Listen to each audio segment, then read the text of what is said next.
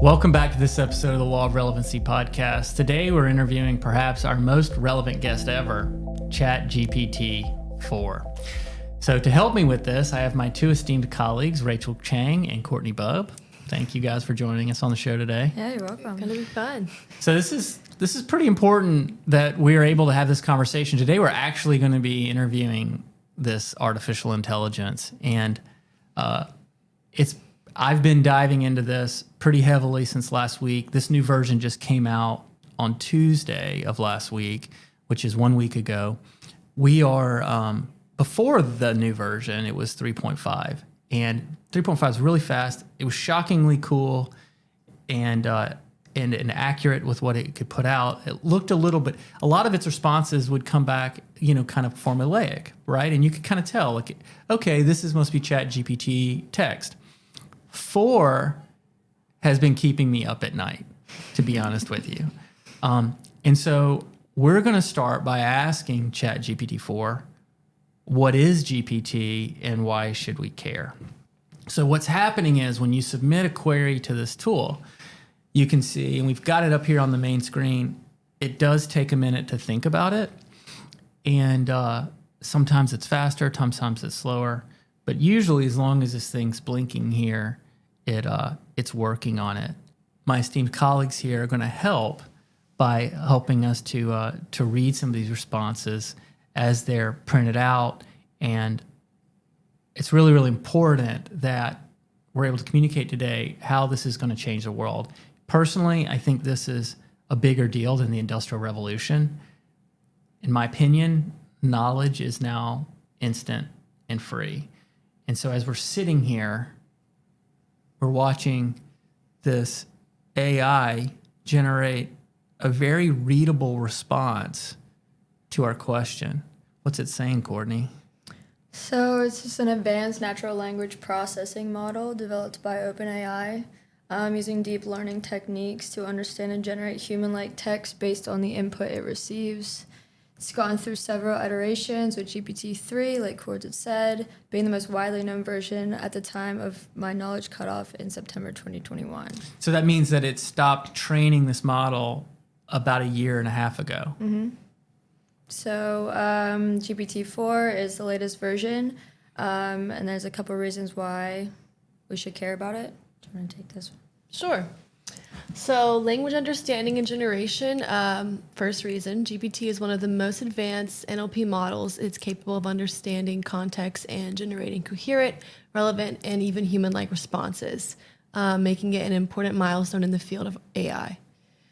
Second reason, broad application. GPT can be used across various industries and domains, including customer support, content generation, translation, summarization, code generation, virtual assistants, and a lot of other things. Its versatility makes it a valuable tool for business researchers and developers. Third reason to care about GPT is personalization and efficiency. So GPT-powered applications offer personalized experiences and improved efficiency in tasks that involve language understanding and generation. It saves time, reduces cost, and generates faster responses. Fourth reason, accessibility. GPT helps make information more accessible by offering natural language interfaces, generating text in multiple languages, and supporting users with different abilities, such as those with visual impairments. And lastly, research and innovation. So GTP has generated significant interest in the AI community, inspiring further research, innovation, and the development of new techniques in NLP and related fields. Wow, so that's a pretty readable and powerful response. So my next question would be, how is this going to affect? Because this is pretty comprehensive. I mean, it's acting like it can cover broad-based things. I'm curious, how is this going to affect knowledge-based industries and those jobs? So let's ask it that question. So right now we're going to ask it, how will this affect knowledge-based industries? And so again, we're waiting on the response while the cursor blinks. And for me, this is when I start to get a little bit of anxiety. I'm like, okay, what is it going to say? It's thinking. Yeah.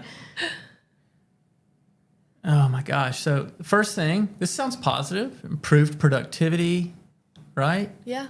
They can automate repetitive tasks. That all sounds great, right? I guess my only question is, what happens if that's your job, right? What happens if that is your job to do a repetitive task? I would imagine that there's opportunity for efficiency there. And the next one seems like a higher level thing, right? Mm-hmm. Enhanced decision making. So, Courtney, you're an analyst. How long does it take you normally to analyze data? I mean, just with like the repetitive tasks, just to start, it would take so much of that time away to where I can actually analyze the data more properly.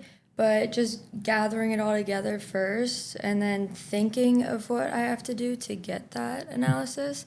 If I just put it in here, or maybe it'll think of something. I know I was talking the other day about this. He asked the different KPIs, and there were the certain ones that we would automatically think of, but there were some that he never even thought of. So this is just enhancing what we can bring to the table. So this is a powerful tool then. Yeah. And we don't have to really Absolutely. fear this necessarily in that way, right? It's taking a lot of the time that we've been taking to put the data together. It's kind of eliminating that so where we can kind of spend more time on actually digging deeper and thinking outside of the box. I like that. So if you are someone who's really good at knowing how to think, this is an incredibly powerful tool, right? And this is some of what we've been saying here. So number 4, it talks about it can help democratize access to expert knowledge, right? So basically anybody with an internet connection can have access to highly specialized details. One of the things that I've heard about this is that we have to be very careful with thinking that these answers are always 100% accurate, though. Yeah, we got to test everything out. Right. Yeah. Because the way that it actually puts together this information is based off of the body of knowledge of the data that's out there in the internet and on the web, articles written over the years and years that have been out there that have been added to this database. And so if, for example, the time period between, like, let's say 2008 and 2021, there was copious amounts of a certain stance or opinion on something, this tool is probably likely to generate a response tainted by that influence, right? Yeah. And I know this industry is ever changing, so how quickly will it adapt to that? I know I asked it a question this morning about Facebook, and with how quickly that platform changes, it was a little bit behind with how to actually implement something. So you just kind of plug and play and take it with a grain of salt, but it's giving us a lot of information very quickly. Yeah, very, very quickly. Well, let's talk about the scary parts here. So this last section, it says, while these developments offer numerous benefits, there are also potential risks and challenges to consider, right? And the first one right there is my biggest fear is job displacement, right? So automation. So if your job is to know certain things, maybe it's like insurance billing or medical codes or whatnot, there's a chance if those databases are loaded into this, you could almost have access to it Oh, yeah. instantly. So Courtney, you work a lot with APIs.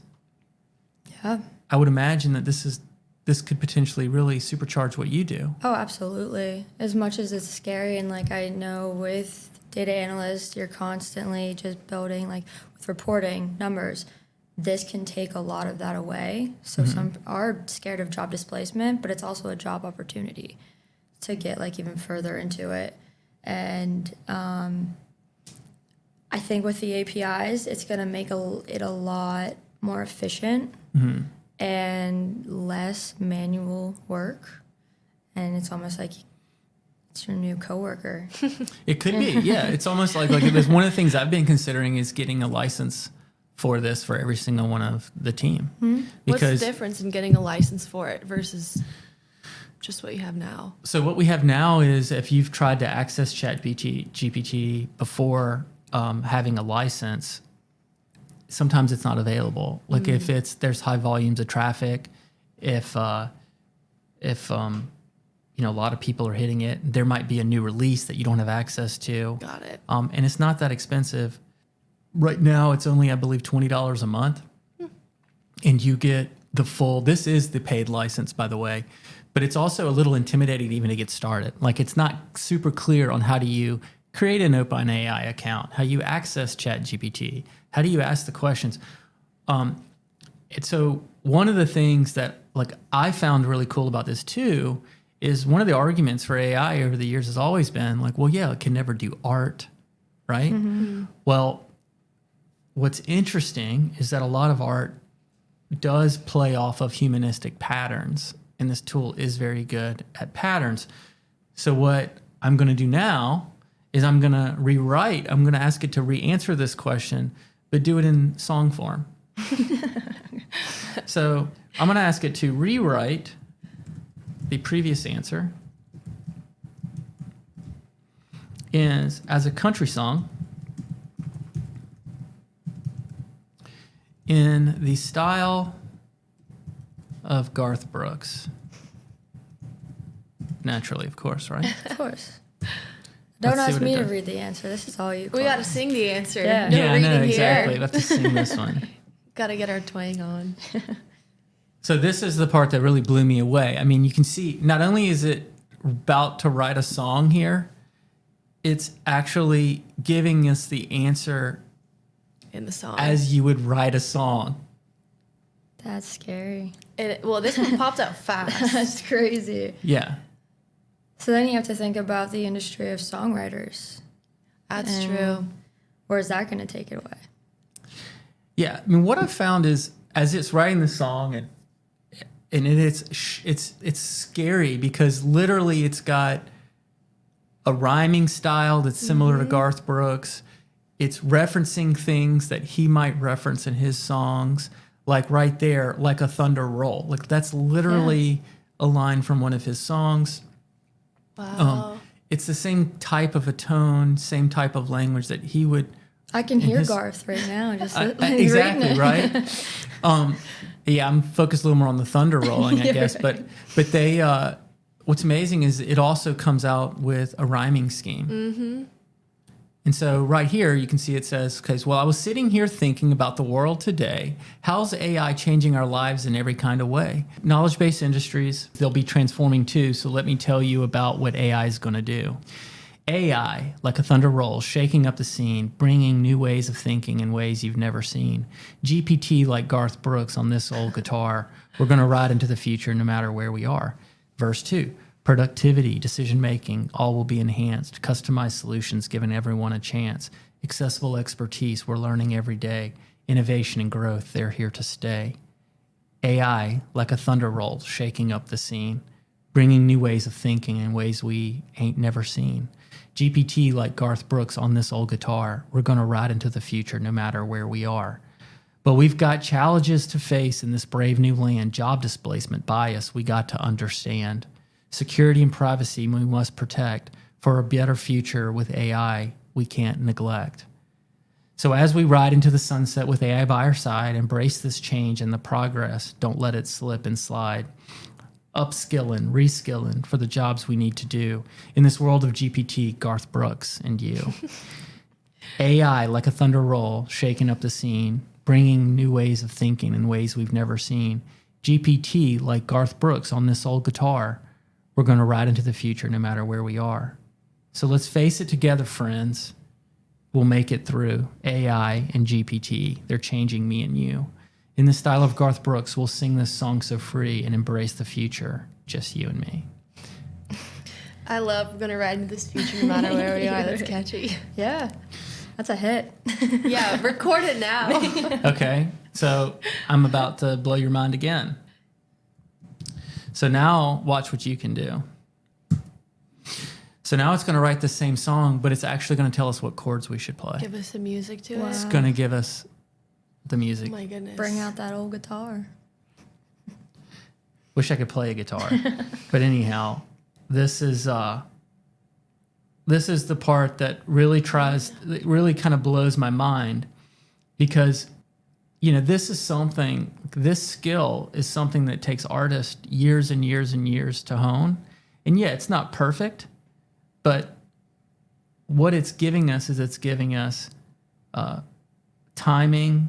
It's giving us what notes to play, and it's really quite scary, how this happens. So in this case, it's actually it actually looks like maybe I don't understand the music. Do either of you play music? No. So I've seen it do this. This is like the 5th or 6th time I've asked it to write music, and every other time it's giving me like keys, like like this chord in minor or whatever. In this case, I don't know if it fully understands what we asked it to do. Well, it says it's the Nashville number system, so maybe it's a country system. There you go. Potentially, because Yeah. it's not like piano keys A B C D E. So let's ask it what the Nashville numbering system is. So I'm going to ask it to stop generating, because obviously we can see what is the Nashville That's crazy though. It can write it. It's numbering so fast. So fast. system.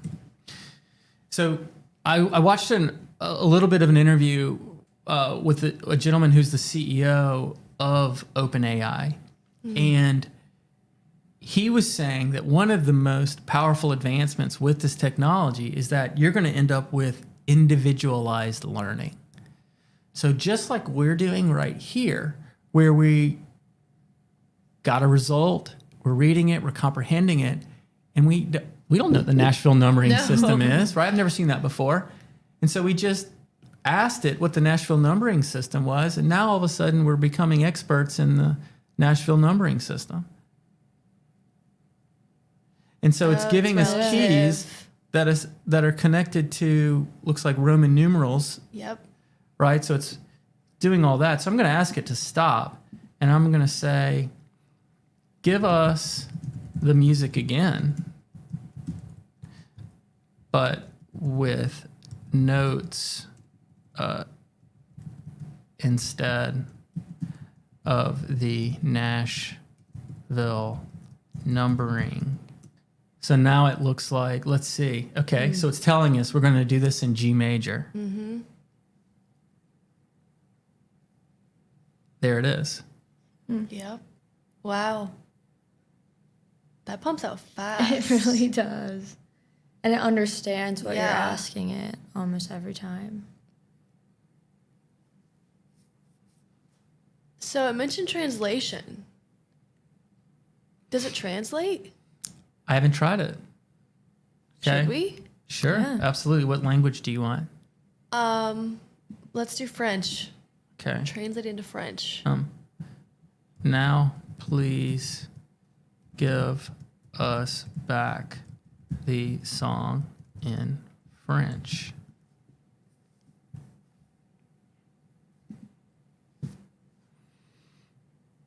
Oh my goodness. Wow. It's like, I was ready for That this. was so fast. J'étais la pensant au monde d'aujourd'hui. You sound good. That was pretty good. Wow, that Thank was my really grandmother. That fast. was good. Yeah. Oh my goodness. I think what's important here is that we understand how to use this tool. And I think as many people as possible need to really dive in here and start to really play with it, how it's going to, impact the work that you do, how it could enable a hobby that you want to have. I've never been able to play an instrument in my life. I've always dreamed of being able to write music or something. So maybe now I can. But it's very debatable about what's going to happen next with this. Absolutely. I know it's a lot faster than Google. Like, if I need to write a code to tag something, we had a video that I had to tag and get the elements of. It took me over an hour going through Google and blogs to try to read it, try to figure it out. On here, I could ask it. It gave it the code right away, but not only did it give me the code, it explained each section of it and why and how it would work. So Yeah. it's not only just telling you the answer, it's kind of teaching you in a way too. Yeah. Oh yeah, this is instant. Like with Google, it's all the rankings that determine what you see first, what you click on first, or what's given to you. Whereas this just dishes out the answer immediately from all of those sources. Yeah. I mean, it's a little scary. I think I'm seeing some rhyming in French too. You know? I know. So anyhow, That's incredible. It can do translation. again, this is shocking. But even to use your example, because I've actually asked it to write some code for me as well. And one of the things that's challenging about it is that, yeah, it can give you the code back, but if you don't know how to take that code and where to put it or how to implement it, it's still not there. Which is why I think that like emphasizes that it's not going to take people's jobs away, because you still Not have today. to have, not today, Yeah. we're still safe for now, but you still have to know how to implement it, and you still have to have a little bit of a knowledge, but it's going to get you maybe your answers a little bit quicker or get you a step closer to getting that answer. Yeah. I guess one of the things that the biggest questions I have about it is like, what is the most efficient way to fact check this stuff? You know, it's already told us that the information it may be providing you may not be actually accurate and influenced by bias. So I assume that's what Google's for now. Yeah. So you kind of got to go back. Yeah. Yeah. Well, at least Google's database is up to date to today. Gosh, so, I feel like I just don't understand all of the capabilities. Like I wouldn't have even thought about translation until I saw it said that. right. So it's like I don't even understand or comprehend everything that the GPT can do, which is So let's ask it incredible. what databases, It what pulls from. databases GPT is built on. And then I'm going to say we want to understand what is, where the influence is coming from. So it's talking about its version 3, and now it's talking about 4. It says diverse range of text sources from the internet. It does also seem that some of the databases are like maybe even textbooks. Like I've asked it some math questions or some structural engineering questions, and it actually comes back with algebraic formulas or Wow. theorems and things like that. And so I mean, it can probably write tests, things like that. I bet it I can. wouldn't even think Yeah. about that. Be like, hey, give me 10 questions regarding this subject matter. Yeah. And it could potentially spit those out. So one of the things that I did learn about it is the input for what you're able to ask it. It uses something called tokens. Okay, and so I didn't know what a token was. So what do you think I did? So Look I it turned up. around and asked Yeah. GPT what a token was, right? And so what it says is that, and I asked it to compare it to like ASCII text. So it's a code thing. So literally like characters, each character in a word is an ASCII text. And so what it said is that tokens actually can equate to 3 to 4 letters. And it says that it can do up to, I believe, let's ask it just for clarity, but I believe it was 4,048 tokens per query in the system. So you could put like a whole blog in. You say, could put check an entire this blog. for- Exactly. Wow. If you wanted to. You can also, but I asked it to compare it to like how long of an input, because we don't think in tokens. We don't even know what those are. We think in text. So it said it's between 15 and 20,000 words on average. Or sorry, letters on average. Per query, per question. Per question that you could ask it. Wow. Right? So what are the, so anyhow, let's, what does it say here 1 through 5? And where it gets its data from? Web pages, books, scientific articles, Wikipedia, which we all know is not Is good already science. biased, Yeah. of course, right? And social media, which again we already know is pretty biased. Right. But the web pages, especially the books and like the scientific articles, you can definitely rely on a lot of that. You can rely on that a lot more because somebody had to pay to publish a book. Yeah. So there's a little bit of a barrier to entry there on the potential truthfulness of something. Now it says news articles, so it's almost like, all right, how recent news articles is That's it going right. to pull from? Yeah. I've asked it things that have been happening in the last year or so, even within like a month or so of its cutoff date and it doesn't know the answer. Okay. So it's definitely a tool. And so I'm going to ask it last questions. What are the max tokens inputs that GPT can handle, can use? How about use? You have to, it's forcing me to be very careful with how I'm asking. So it's saying it can vary depending on the particular model. Yeah, 4,096 tokens. So I was almost correct.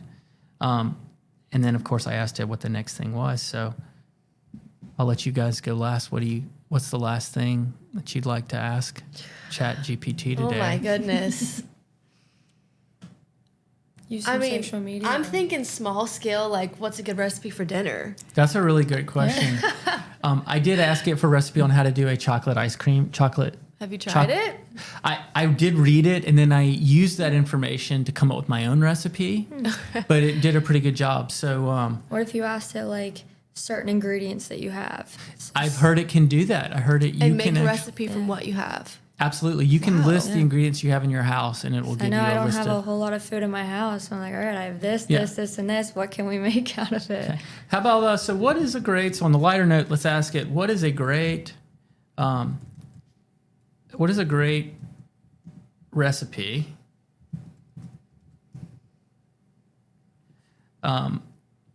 that my friend Rachel can make Dress me. Right. this evening It's getting formal with you. with the ingredients.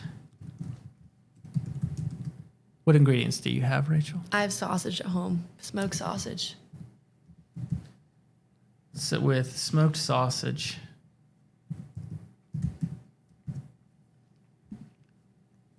Question Better mark. write this down. So it's giving you your recipe right now. It's saying smoked sausage is your main ingredient. Smoked sausage and veggie skillet. A little healthy to it. Oh yeah.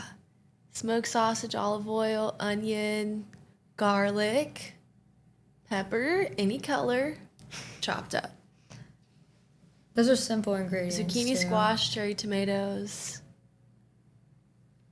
pepper, seasoning, potentially Parmesan. Looks good, right? Oh yeah. Gives you the ingredients and the instructions, how to properly prep all the ingredients. Maybe you can have a cooking show now. Yeah, exactly. We'll call it Rachel Potentially, right. If you want to log into ChatGPT, where you go to get to it is you go to openai.com. You have to create an account, and then you can access the different artificial intelligence learning modules there in there, the software that are there. I would highly encourage anybody watching this to go for yourself. So many people went yesterday, the entire system crashed. So today is Tuesday. This is the Monday, 6 days after version 4 was released. I would also highly encourage you to check out that interview with the creator of ChatGPT and understand why he admittedly is also a little bit fearful of this technology, as we all should be. So the best way for you to be prepared for how your world is going to change with this instant knowledge is now a commodity in some ways, is to play with it. That's my recommendation. It's fun. Get cooking. Yeah. Get cooking. We're going to be following, exactly. So we're going to be following the ChatGPT and version 4 and whatever versions comes next. This is also pre-legislation. There are no really laws about this yet. I did see one executive order came through not long ago. Who knows if even that is constitutional or where that'll be. But this is breaking information, and I would highly encourage anybody that is curious about this to check it out. I think you'll be better for it. You can find the Law of Relevancy podcast anywhere where podcasts are found. You can check it out on the Bake More Pie social media feed, on the Law of Relevancy social media feed. Thank you again for joining us. We'll see you next time.